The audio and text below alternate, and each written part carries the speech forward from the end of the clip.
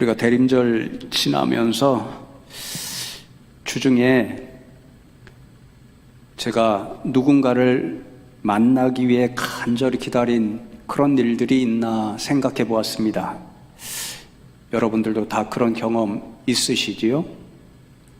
개인적으로 제게는 그런 간절한 기다림의 시간이 좀 많았던 것 같습니다.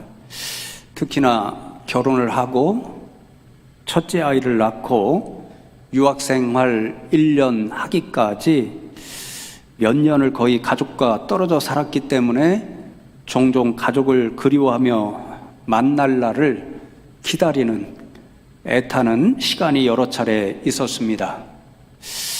특별히 혼자 유학을 떠나서 몇 달 동안을 가족을 보지 못하다가 가족을 볼 수 있는 기회가 있었는데 돌아보니 그때의 간절한 기다림이 얼마나 컸는지 모릅니다. 비행기 타는 날이 가까워 올수록 오늘 일부 예배 때 군인 두 친구가 와서 찬이가 찬양했거든요. 군대 생활해 보신 우리 어른들은 다 알지요. 마치 말년 병장이 전역할 날을 기다리는 것처럼 드디어 하루 갔구나, 이제 며칠 남았구나, 열흘이 되면 손가락 두 손가락을 꼽을 수 있는 날이 되었구나, 그래서 한 손가락씩 꼽아가면서 오늘 또 하루가 줄었구나, 이런 마음으로 기다리는데도 시간이 정말 가지를 않습니다. 드디어 이제 비행기를 타고 우리나라로 오게 되는데 세상에 13시간, 4시간 되는 그 비행시간이 왜 이렇게 안 가고 얼마나 길게 느껴졌는지 모릅니다. 속도를 보니까 800km 이상으로 날아가고 있는데도 불구하고 이 비행기가 왜 이렇게 늦게 날아가지? 이런 생각만 들어서 좀 잠을 자면 시간이 금방 가잖아요. 잠을 청하려 해도 잠이 오지를 않고 책을 좀 읽어보려고 해도 글자가 하나도 눈에 들어오지를 않습니다. 드디어 인천공항에 내려서 집이 있는 청주행 고속버스를 타고 가는데 교통이 조금만 정체되어도 속으로 짜증이 나고 또 다른 한편으로는 남은 거리가 줄어들면 들을수록 곧 가족을 보겠구나, 그 마음으로 가슴이 쿵쾅쿵쾅 그렇게 뛰기도 했습니다. 드디어 청주 고속버스 터미널에 버스가 도착했고 문이 열리자마자 뛰어 내리다시피 하차해 보니 버스 저 앞에서 가족들이 기다리고 있습니다. 너무 반가워서 뛰어가서 와락 안았습니다. 누구를 안았을까요? 여러분들이 기대하는 것과는 조금 다를 수 있습니다. 그때 막 첫째 아들이 2살이 조금 넘었는데 그 아들을 가서 와락 안았습니다. 크게 실수했다고 생각합니다. 지금도 아들을 와락 안았는데 몇 달 안 보았다고 저를 낯설어해서 얼마나 섭섭했는지 모릅니다. 차라리 달려가서 아내를 와락 안았다면 지금까지도 좀 대접을 받았을 것인데 잘못했다, 이런 생각을 아직도 합니다.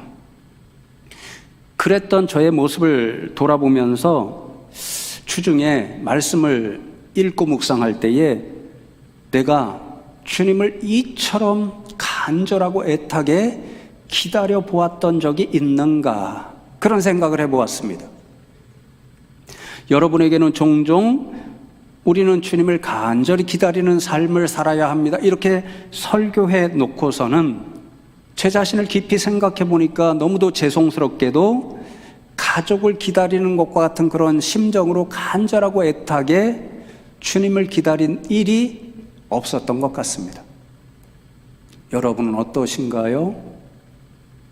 인생들이 다 연약하니까 비슷하시지요? 그래서 오늘 누가복음의 말씀에 나오는 시므온에 관한 말씀이 대림절 마지막 주에 저와 여러분에게 참 도전을 주는 말씀이다, 그런 생각이 듭니다. 제가 참고하는 한 주석서에 보니까 이렇게 시몬의 기다림을 정의하고 있더라고요. 그리스도의 초림을 기다린 시몬의 삶의 자세는 그리스도의 재림을 기다리는 성도들의 삶의 자세에 모범이 된다는 점에서 우리에게 시사하는 바가 큽니다. 오늘 이것을 함께 나누려고 합니다. 우리가 주님 오심을 기다리는 이 절기를 보내는데 우리가 진작 얼마나 애타게 주님을 기다려 왔는가, 그것을 돌아보면서 시몬이 처음 세상에 오신 그 주님을 기다리는 그 자세로 다시 오실 주님을 기다리자, 이런 마음을 결단하는 시간이 되면 좋겠습니다. 시몬이 어떻게 주님을 기다렸을까요? 첫 번째로 시몬은요, 매일 예수님, 메시아 그리스도를 기다리는 종말론적 삶을 살아가고 있었습니다. 누가복음 2장 25절이 오늘 말씀 처음 시작되는 그런 본문인데요. 25절을 보시면 예루살렘에 시몬이라 하는 사람이 있으니 이 사람은 의롭고 경건하여 이스라엘의 위로를 기다리는 자라, 성령이 그 위에 계시더라, 그렇게 말씀합니다. 성경 말씀은 시몬을 가리켜서 이스라엘의 위로를 기다리는 자였다라고 소개합니다. 지금 이스라엘 백성은 로마 사람들에 의해서 지배를 받아서 자유를 만끽하지 못한 채 하루하루 고통스러운 나날을 살아가고 있었습니다. 이 고통 가운데서 이스라엘 백성들은 하나님께서 약속하셨잖아요. 구약의 선지자를 통해서 약속해 주신 자신들을 그 고통으로부터 건져줄 메시아 그리스도를 기다리고 있었습니다. 시몬은요, 자신의 백성들이 그 고통 가운데서 날마다 탄식하는 소리를 듣고 누구보다도 더 간절하게 하나님 앞에 기도하면서 메시아 그리스도를 보내주십시오, 우리 민족을 이 고통에서 건져주고 위로할 하나님께서 약속하신 그 구주를 보내주십시오, 그런 기다리는 삶을 살고 있었습니다. 그런데 제가 좀 전에 읽은 25절에 강조해 놓은 두 단어가 있죠. 있으니 계시더라. 원어를 보면 똑같은 단어입니다. 영어로 표현하면 비동사 am이나 is나 그것과 똑같은 의미의 미완료 과거 시제로 되어 있습니다. 헬라어는요, 시제가 굉장히 중요합니다. 미완료라는 게 중요한데, 미완료는 어떤 순간부터 현재 지금 시몬이 지금 살아가는 그때까지 계속해서 변함없이 이어지는 상태를 의미합니다. 그러니까 시몬이 하나님께서 약속하신 메시아 그리스도를 기다렸는데 어떤 마음가짐, 어떤 태도로 기다렸냐면요, 그 메시아 그리스도를 기다리는데 하루도 예루살렘을 떠나지 않고 매일같이 항상 계속해서 변함없이 이스라엘의 고통을 돌아보시고 건져주실 메시아 그리스도, 그분을 기다리고 있었습니다. 어쩌면 오늘이 그날일 수도 있어, 이런 생각. 아니, 이 본문에 표현된 시몬의 심정을 더 정확히 말하면 바로 오늘이 메시아 그리스도가 오시는 그날이면 좋겠다, 그 생각으로 매일을 종말론적인 신앙제사로 그분을 기다리며 살아갔습니다. 사랑하는 성도 여러분, 그렇습니다. 우리가 오늘 대림절을 지나면서 우리도 정말 예수님을 기다리는 사람으로 살아가고 있는데, 우리가 시몬에게서 배워야 할 믿음의 자세가 무엇인가? 우리 역시 주님을 기다리면서 종말론적인 삶을 살아가는 믿음의 사람이 되어야 한다는 거죠. 시몬처럼 매일 오늘이 주님이 오시는 그날이면 좋겠다, 이 믿음으로 소망을 가지고 살아가는 우리의 모습이 되어야 합니다. 제 친구 목사님 가운데 그런 종말론적 신앙 고백을 매일같이 하는 목사님이 있습니다. 제가 가끔 통화를 하거나 혹은 친구들과 함께 만나 이야기를 할 때 10중 8구 꼭 하는 말이 나는 오늘이 주님 오시는 그날이면 좋겠어 이렇게 이야기를 합니다.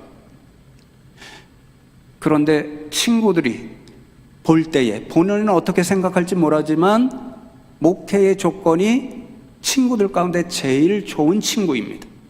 그러니까 그 이야기를 할 때 친구들이 잘 믿지를 않고 되묻습니다. 너 정말 그렇게 생각해? 왜 그렇게 생각하는데? 이렇게 물으면 아니 당연한 거 아니야? 주님이 오시는 날이 우리 인생에게 가장 좋은 날이 되잖아. 그날부터 천국의 삶이 시작되니까 가장 좋은 날이니까 나는 매일이 오늘이 주님 오시는 그날이면 좋겠어. 그렇게 이야기를 합니다. 성도 여러분은 어떠신가요? 주님이 오시는 것이 제일 좋으니 오늘이라도 그날이면 좋겠다, 이런 마음으로 이 예배 자리에 계신가요? 아니면 지금 생각해 보니까 주님 오시는 날까지 살 날도 좀 있고 출근 일도 있을 것 같으니까 그런 출근이 다 끝날 때쯤, 생명이 거의 다할 때쯤 오시면 좋겠습니다, 이런 마음으로 살아가고 계시지는 않은지요? 오늘 시므온의 모습을 돌아보면서 주님 앞에 스스로 대답해 보시면 좋겠습니다. 두 번째로 시므온은 하나님이 주신 약속을 붙잡고 그 약속이 반드시 이루어진다라고 하는 그런 확신, 신뢰를 가지고 있었기 때문에 인내하며 기다리고 또 기다렸습니다. 26절 말씀을 보시면 그가 시므온이 주의 그리스도를 보기 전에는 죽지 아니하리라 하는 성령의 지시를 받았더니 그렇게 말씀합니다. 매일 메시아 그리스도를 기다리며 살아간 시므온의 삶은 어땠을까요? 오늘날도 너무도 잘 사는 시대인데 우리나라가 주요 선진 국가들 가운데 노인 빈곤율이 제일 높다고 그러죠.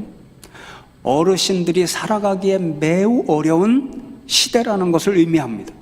그러니 당연히 시므온의 긴 기다림을 살펴보면 이제 36절 이어서 나오는 안나처럼 시므온도 매우 나이가 많은 분이었을 것이라고 학자들이 추측합니다. 그렇다면 그런 분의 삶이 어떠했을까요? 제가 서두에 말씀드린 주석서를 보니까 다시 시므온의 삶이 이랬을 것이다라고 적어 놓았더라고요. 고대 식민지 사회에서 유대 사회는 로마의 지배를 받고 있었잖아요. 고대 식민지 사회에서 가난한 고령의 노인의 삶은 어땠을까요?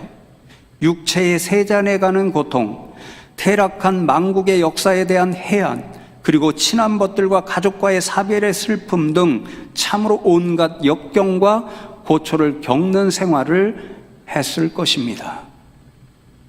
이것이 메시아 그리스도를 기다리며 하루하루 살아가던 시므온의 삶이었습니다.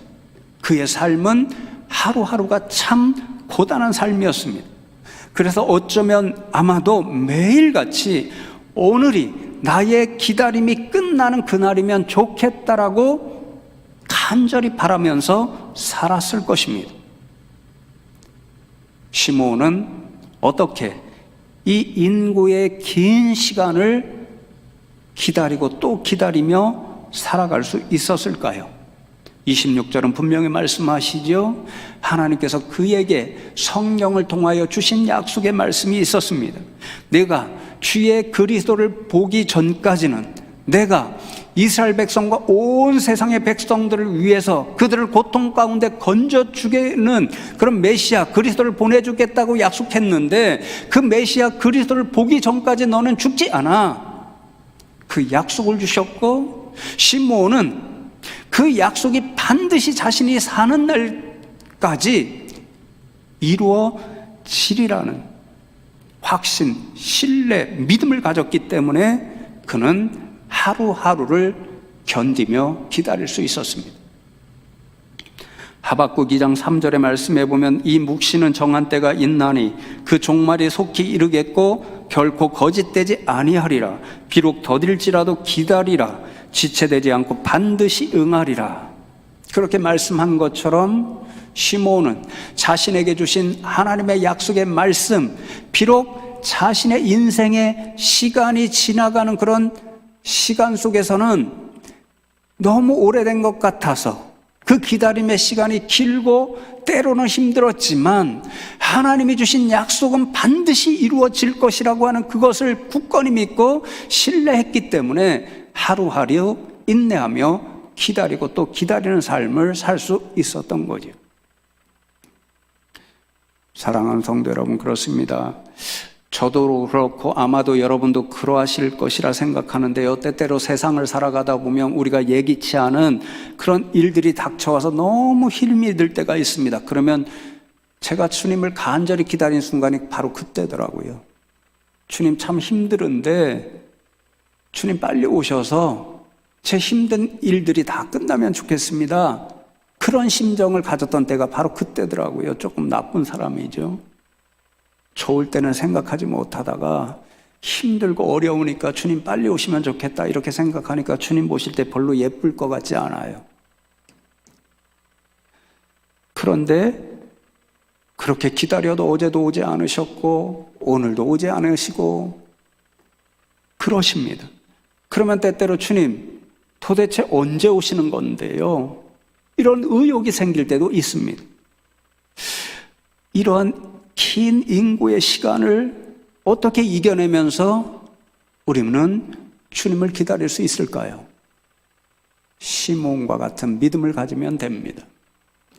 주님은 분명히 제자들 통해서 우리에게 약속해 주셨죠.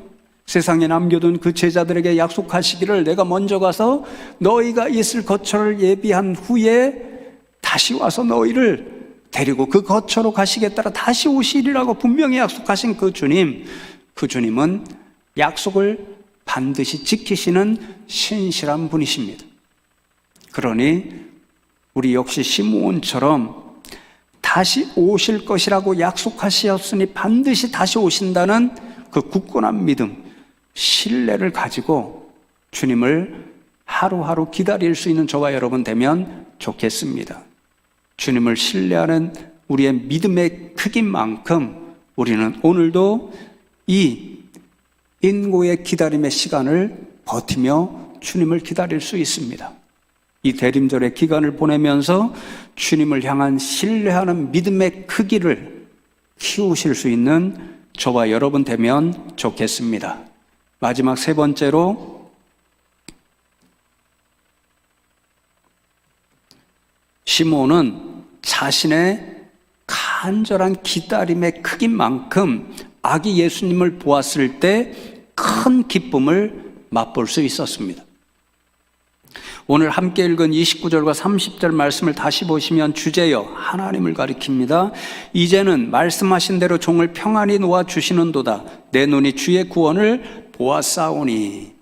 예루살렘 성전 예수님께서 이제 할례 예식을 치르러 오셨을 때에 그 예수님을 시므온이 보았고 그 아기 예수님을 보았을 때 내가 주의 구원을 보았습니다. 그렇게 외치며 하나님 앞에 찬송을 시작합니다. 자신이 보고 있는 아기 예수님이 그토록 애타게 기다리던 이스라엘의 위로자, 주의 그리스도, 이스라엘 백성과 온 백성에게 구원을 베푸실 메시아 그리스도임을 직감해서 외친 소리였습니다. 원어 성경을 보면 이 30절 앞에 이유를 나타내는 접속사가 기록되어 있습니다. 무슨 말씀입니까? 시므온이 이제는 말씀하신 대로 종을 평안히 놓아주시는도다. 왜냐하면 제가 주의 구원을 보았기 때문입니다. 이런 뜻이 되는 거죠. 26절에서 주의 그리스도를 보기 전에는 죽지 아니하리라 그렇게 말씀하셔서 그 약속의 말씀을 붙잡고 인고의 긴 시간을 기다리면서 메시아 그리스도를 기다렸는데 지금 자신의 눈으로 그분을 보았사오니 이제는 종을 평안히 놓아 주시는도다. 이렇게 외치는 것입니다.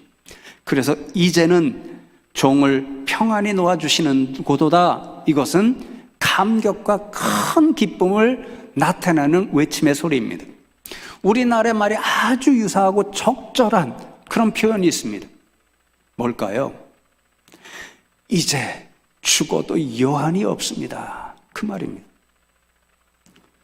제가 그래서 일부러 말씀을 정리해 갈 때에 죽어도 여한이 없다, 이 말을 인터넷 검색책에 타이핑해서 넣어서 검색해 보았습니다. 많은 이야기가 뜨더라고요. 몇 가지 소개해 드리려고 하는데요. 이 사람들이 어떻게 여한이 없다, 죽어도 이렇게 외치는 것일까 한번 생각해 보시면 좋겠습니다. 요즘 임영웅 시대라고 그러잖아요. 우리가 임영웅 시대를 살고 있다, 어떤 분이 그렇게 이야기하더라고요. 트로트 가수 유명하죠. 임영웅 찐팬이 우리 교회 가운데도 있죠. 어떤 분은 누구더라, 저는 잊어버렸습니다. 개인적으로 트로트를 별로 안 좋아해서 그 신방 가니까 그 어떤 자신이 좋아하는 그 트롯 가수의 음반을 저한테 주시더라고요. 꼭 들어보시라고. 잘 받았습니다, 제가. 근데 어떤 분이 임영웅 콘서트를 보는 게 일생일대 소원입니다. 어머니인데. 근데 요즘 보면 그런 거 콘서트를 하면은 인터넷으로 탁 순서별로 이 접속을 해서 티켓을 사잖아요. 어른들이 하기에는 쉽지 않습니다. 불과 몇 초, 몇 분에 끝난다고 그러잖아요. 근데 아들이, 어머니가 그걸 좋아하니까 그렇게 컴퓨터로 해서 티켓을 사서 어머니에게 전달해 드렸는가 봅니다. 그 콘서트를 보고 와서 아들에게 하는 말, 어제 임영웅 콘서트 잘 다녀왔다. 평생의 소원 풀었으니 이제 죽어도 여한이 없다. 아들에게 그렇게 이야기합니다. 또 여러 자식이 있는 어머니가 있는데 다른 자녀는 다 짝을 만나서 결혼을 했는데 막내가 결혼 정년기가 한참 지났음에도 불구하고 짝도 만나지 못하고 결혼을 하지 못해서 매일 어머니가 속이 상합니다. 그런데 드디어 짝을 만나고 결혼식을 하게 되는데 그 결혼식에 참석한 어머니가 결혼식을 보고 눈물을 흘리면서 하시는 말씀, 드디어 막내가 결혼하는 것을 보았으니 이제 죽어도 여한이 없다. 이렇게 말씀하십니다. 또 우리가 잘 아는 강원내 김송 부부 있죠? 연예인 궁따리 샤바란가요? 그거 부른 가수 있잖아요. 사고를 당해서 하반신이 마비됐잖아요. 자식을 가지려고 시험관 시술을 여러 차례 했는데 다 실패했습니다. 10년 만에 드디어 성공해서 기적적으로 아이를 낳은 순간에 하는 말, 난 이제 죽어도 여한이 없습니다. 인터뷰하는데 그러더라고요. 작년에 프로야구 우승한 팀이 SK입니다. 그 SK의 작년에 추신수 선수가 미국에서 프로야구 선수 생활하다가 입단해서 SK 선수로 뛰어갔죠. 프로야구 선수 22년입니다. 근데 우승을 하지 못했습니다. 가장 큰 소원이 우승하는 거였는데 SK를 통해서 우승했습니다. 나이 40에 은퇴할 나이에. 인터뷰하는데 남긴 말이 이제 죽어도 여한이 없습니다. 마지막으로 우리가 가끔 남북 이산가족 상봉하는 것을 보게 되잖아요. 요즘 그런 일이 없어서 안타까운데 몇 년 전에 그런 일이 있었던 분의 뉴스를 보면서 인터뷰한 것을 보니까 이분이 89세 되셨습니다. 그런데 일사후퇴 때 북쪽에 아내와 세 자녀를 남겨놓고 혼자서 남쪽으로 내려오게 됐습니다. 평생 죄의식에 사로잡혀 살았습니다. 내가 나 혼자 살겠다고 북쪽에 아내와 피부치 같은 어린 세 자녀를 놓고 혼자 남쪽에 내려왔단 말인가? 이 죄값을 어떻게 치를 것인가?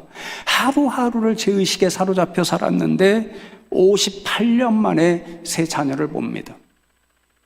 그 자리에서 하는 말, 내가 너희들을 보려고 지금까지 살아 있었나 보다. 이제 너희를 보았으니 내일 죽어도 여한이 없다. 그렇게 이야기합니다. 자신이 보고픈 스타의 콘서트를 기다리는 찐팬의 마음, 여기에 찐팬들이 계시니까 조금은 이해할 수 있겠지요? 하나 남은 막내가 짝을 만나서 결혼하는 것을 보고 싶은 엄마의 그 간절한 기다림의 마음, 아마 여기에 부모님들이 있으시니까 어느 정도 또 이해하실 수 있습니다. 아기를 낳는 것이 그토록 소원이어서 수없이 시험과 시술을 했는데 실패하고 기적적으로 10년 만에 성공을 한, 그래서 그렇게 원하던 아이를 본 그 고대하던 연예인의 마음, 조금은 이해할 수 있을 것 같습니다. 프로 선수가 되면 돈도 있고 명예도 있는데 다 가졌는데 그렇게 꿈꾸던 우승이 없으니 그 우승을 추신수 선수가 얼마나 간절히 기다렸을까 조금은 이해할 수 있습니다. 어린 세 자식을 남겨두고 자신만 살겠다고 도망치던 남쪽으로 내려온 아버지가 죄의식에 사로잡혀서 견뎌낸 58년의 그 엄청난 시간, 고통의 시간이 어떻게 느껴졌을까 조금은 이해할 수 있을 것 같습니다. 당사자가 아니어서 그 간절함과 고통의 기다림 충분히 이해할 수는 없지만 조금은 느낄 수 있습니다. 그런데 한 가지는 우리가 분명히 알 수 있습니다. 그들이 그렇게 긴 시간을 간절히 기다려온 만큼 그들이 기다려온 결과 찐팬으로 임영웅 콘서트를 가고 하나 남은 자녀가 결혼식을 치르는 것을 보고 그렇게 간절히 기다리던 자녀를 10년 만에 보게 되고 22년 동안 기다리던 우승을 맛보는 그 순간, 그리고 58년의 긴 시간 끝에 죄의식에 사로잡혔던 아버지가 세 자녀를 만났을 때 느꼈던 그 감격과 기쁨이 얼마나 컸을까는 우리는 분명히 압니다. 사랑하는 성도 여러분, 그렇습니다.